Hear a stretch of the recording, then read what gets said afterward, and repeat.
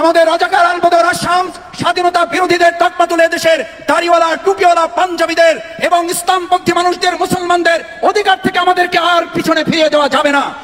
এই দেশের স্বাধীনতা এবং ইসলামকে যারা মুখোমুখি দাঁড় করিয়েছিলেন, এদেশের স্বাধীনতার মহান যুক্তিযুদ্ধকে টুপিওয়ালা দাড়িওয়ালাদের মুখোমুখি দাঁড় করিয়ে যারা নতুন আর একটা প্রেক্ষাপট তৈরি করেছিলেন, তাদের কারণেই 2024 সালের 5ই আগস্ট নতুন স্বাধীনতা অর্জন করতে হয়েছে। আজকের এই ছাত্র জনতা যখন ইসলামী অনুশাসন দেশপ্রেমের ভিত্তিতে গণ অভ্যুত্থানের রচনা করেছে, ঠিক সেই সময় আমরা লক্ষ্য করছি আমরা আমাদের একটা স্বৈরাচারের ফ্যাসিস্টের দেয়াল হয়তো ভাঙতে পেরেছি, কিন্তু এখনো ইট বালু কণা যেখানে যেখানে আছে তারা সেখান থেকে আবার আওয়াজ তোলার চেষ্টা করছে। এদেশের মানুষের চিন্তা দৃষ্টিভঙ্গি 90% মুসলমানের চেতনাকে আবার মৌলবাদের নাম দিয়ে তারা কেউ কেউ সমালোচনা করছেন। আমরা দ্ব্যর্থহীন কণ্ঠে বলতে চাই, 90% মুসলমানের দেশে মৌলবাদের তকমা তুলে দেশের মানুষের অধিকার থেকে আমাদেরকে আর রদ করা যাবে না। মানুষ আর আবু জেহেলের পিছনে ঘুরতে চায় না। মানুষ এখন খোলাফায়ে রাশেদার মুহাম্মদুর রাসূলুল্লাহ সাল্লাল্লাহু আলাইহি ওয়াসাল্লামের সেই অনুশাসনের দিকে ধাবিত হয়ে উই ওয়ান্ট জাস্টিস ছাত্র জনতার সেই স্লোগানের দিকে ফিরে যাওয়ার জন্য মহাগ্রন্থ আল কোরআন এবং ইসলামের ভিত্তিতে দেশ পরিচালনা করতে চায়। আমি আউযু বিল্লাহি মিনাশ শাইতানির রাজিম, বিসমিল্লাহির রহমানির রহিম, ওয়া উফাউযিদু আমরি ইলাল্লাহ ইন্নাল্লাহা বাসীরুম বিল ইবাদ। সাদাকাল্লাহুল আযীম ওয়া সাদাকা রাসূলুহুন নবিয়ুল কারীম ওয়া নাহনু আলা যালিকা মিনাশ শাহিদিনা শাকিরিন। আমাদের এই প্রিয় মাতৃভূমি বাংলাদেশ, এই বাংলাদেশের 18 কোটি মানুষের চিন্তা দৃষ্টিভঙ্গিকে সামনে রেখে বাংলাদেশ জামাত ইসলামী মূলত তাদের নিজস্ব দৃষ্টিভঙ্গি চিন্তার আলোকে আমরা আমাদের কোনো কাজ পরিচালনা করছি না, করতে চাইও না। বাংলাদেশ জামাত ইসলামী আল্লাহ প্রদত্ত বিধান মহাগ্রন্থ আল কোরআন এবং ইসলামী অনুশাসন প্রতিষ্ঠার মাধ্যমে মানুষের অধিকার আদায় এবং মানুষের সুশাসন প্রতিষ্ঠার জন্য চেষ্টা করছে। আমরা আমাদের এই প্রাণপ্রিয় মাতৃভূমি বাংলাদেশের বিগত 15.5 বছরের যারা স্লোগান দিয়েছিল বাংলাদেশকে উন্নয়নের রোল মডেলে পরিণত করেছে, প্রকৃতপক্ষে আমাদের এই দেশ মানুষ লক্ষ্য করেছে উন্নয়নের রোল মডেলের পরিবর্তে বাংলাদেশকে পৃথিবীর মানচিত্রে দুর্নীতির রোল মডেলে তারা পরিচিত করে তুলেছে। তারা আমাদের হাইওয়েতে তুলে দেওয়ার কথা বলেছে, এক্সপ্রেসওয়েতে তুলে দিয়েছে।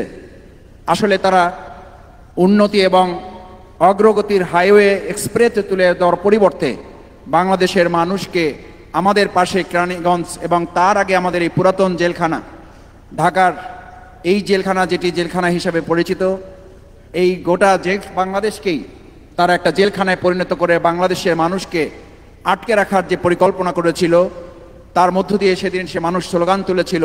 শুধুমাত্র জেলখানায় তাদেরকে বন্দী করা হয় নাই, মূলত গোটা বাংলাদেশকে একটা কারাগারে পরিণত করা হয়েছিল।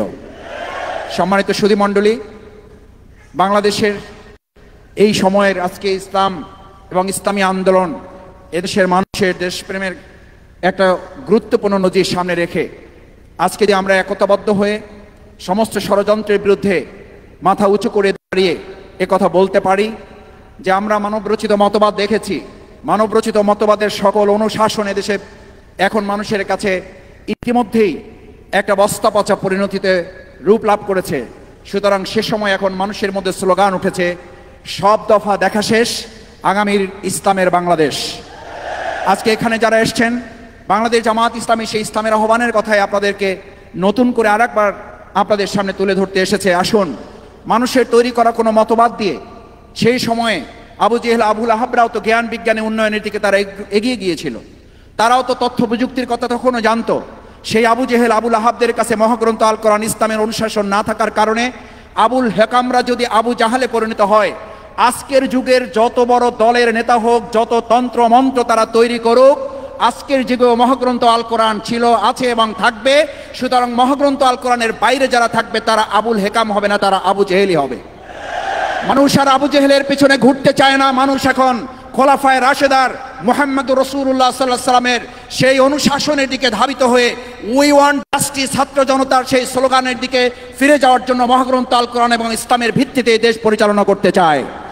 আমি সম্মানিত সুধীমণ্ডলীকে অনুরোধ করতে চাই, আসুন বাংলাদেশ জামাত ইসলামী আজকের এই প্রাণপ্রিয় মাতৃভূমি বাংলাদেশ সহ ঢাকা মহানগরীকে ইসলামের মহানগরীতে পরিণত করতে চাইলে, বাংলাদেশের রাজধানী ঢাকাকে ইসলামের রাজধানীতে পরিণত করতে পারলেই গোটা বাংলাদেশে আমরা ইসলামের আন্দোলনের, ইসলামের অনুশাসনের একটা সুন্দর উদাহরণ আমরা পেশ করতে পারবো। সম্মানিত ভাই এবং বন্ধুগণ, আজকের এই ছাত্র জনতা যখন ইসলামী অনুশাসন দেশপ্রেমের ভিত্তিতে গণ অভ্যুত্থানের রচনা করেছে, ঠিক সেই সময় আমরা লক্ষ্য করছি আমরা আমাদের একটা স্বৈরাচারের ফ্যাসিস্টের দেয়াল হয়তো ভাঙতে পেরেছি, কিন্তু এখনো ইট বালু কণা যেখানে যেখানে আছে তারা সেখান থেকে আবার আওয়াজ তোলার চেষ্টা করছে। এদেশের মানুষের চিন্তা দৃষ্টিভঙ্গি 90% মুসলমানের চেতনাকে আবার মৌলবাদের নাম দিয়ে তারা কেউ কেউ সমালোচনা করছেন। আমরা দ্ব্যর্থহীন কণ্ঠে বলতে চাই, 90% মুসলমানের দেশে মৌলবাদের তকমা তুলে দেশের মানুষের অধিকার থেকে আমাদেরকে আর রদ করা যাবে না। আমাদের রাজাকার আলবদর আসাম স্বাধীনতা বিরোধীদের তকমা তুলে দেশের দাড়িওয়ালা টুপিওয়ালা পাঞ্জাবিদের এবং ইসলামপন্থী মানুষদের মুসলমানদের অধিকার থেকে আমাদেরকে আর পিছনে ফিরিয়ে দেওয়া যাবে না।